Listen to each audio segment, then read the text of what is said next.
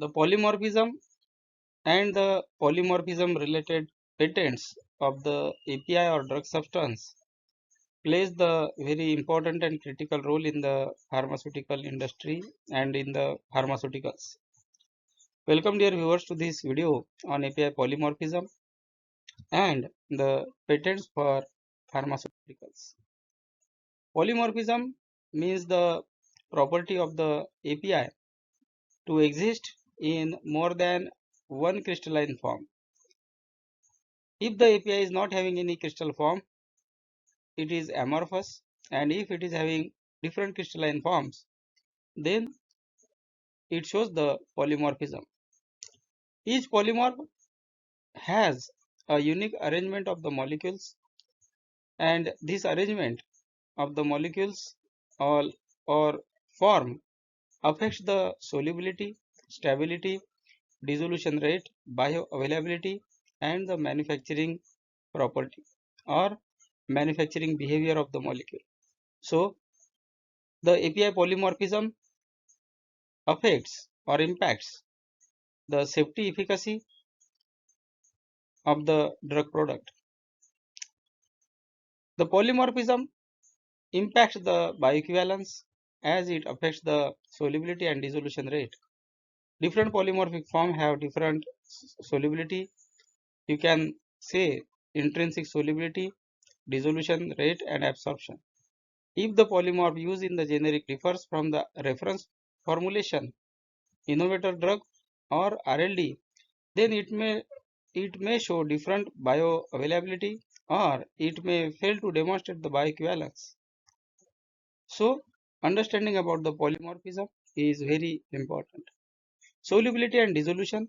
So, polymorph have different solubilities, and a less soluble form may lead to incomplete dissolution, reducing the therapeutic effect, and it will be very critical if the drug belong to insoluble category, that is BCS class 2 or 4. Then stability. So certain polymorph may convert to other over time, impacting the shelf life, assay, and uniformity. Uncontrolled polymorphic transition can lead to OS results and the product failure. Stability may get failed because of the unstable polymorphs, and it may lead to loss of the potency, loss of the formulation assay, or totally degradation or total degradation you can say, or the loss of stability. Then the physical properties are affected by the polymorphism, so these affect the manufacturability. The polymorphic form affect the flowability, compressibility, hygroscopicity, and hence may impact the techniques or processes in the formulations like granulation, tablet compression, content uniformity. Regulatory requirements for the polymorphs.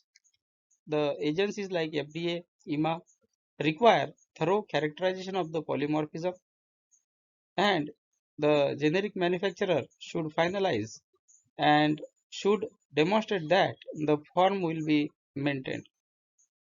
The analytical techniques like XRPD, DSC, TGA, FTIR, Raman, these are used. Control over form selection, consistency, and justification in the ANDA filings are required. So it is not only related to the ANDA but overall generic products. Polymorphism is a critical material attribute, and it affects the critical quality attributes and hence has the impact on efficacy, safety, and manufacturability. Now coming to the polymorphism and patents. So as the polymorphic form affects the safety and efficacy, the novel forms of the API are developed and are patented. Polymorph have different crystalline form of the same API, and these have the same molecular formula. So the chemically the all form are same. Each polymorph have unique physical and chemical property. It is a new intellectual property. It provides the opportunities to make the patents. A novel, stable, pharmaceutically superior polymorph can be patented even if the base compound is already known. This allows engineering of the crystalline forms, and it allows the evergreening of the patents and evergreening of the product. Extending the commercial life of the drug beyond the original patent by claiming the specific polymorphic form is a very known type of thing in the pharma. Suppose the API has different form like form 1, form 2, form 3, form 4, or alpha, beta, gamma, or ABC. The specific form can be patented, and if patent is there, then the generic applicant cannot go with that form. If a branded product uses a patented polymorph, generic companies must avoid that form if they are going to file the product through non-infringing way. This requires robust polymorph screening and form selection to ensure the freedom to operate. The generic applicants like ANDA applicants have the litigation risk. Filing an ANDA with different polymorph than the innovator could still trigger a patent infringement lawsuit, especially if there is a risk of form conversion in vivo or during storage.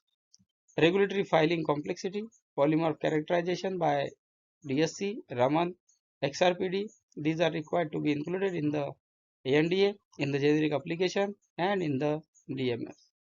Demonstrating the bioequivalence without infringing infringing the patents can be technically and legally challenging.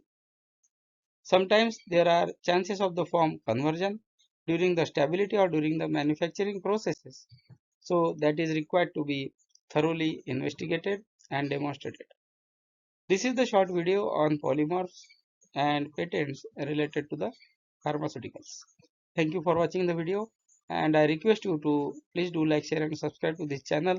Share the videos to your friends and colleagues. Thank you.